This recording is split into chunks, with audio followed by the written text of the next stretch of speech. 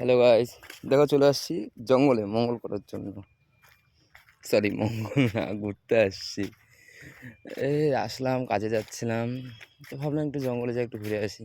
আর কি বলো তো, মেন কথা, একা থাকতে না খুব ভালো লাগে, বেশি পছন্দ হয়।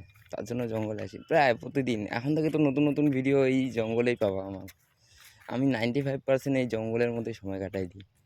ভালো লাগে। দেখো তো, একটা লোক নাই আশেপাশে, একটা লোক নাই,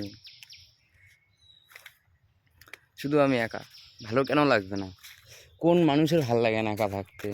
আমাদের লাইফ দেখো, ছেলেদের লাইফে প্রবলেম যাদের, তারা একা থাকতে বহুত পছন্দ করে, বহুত।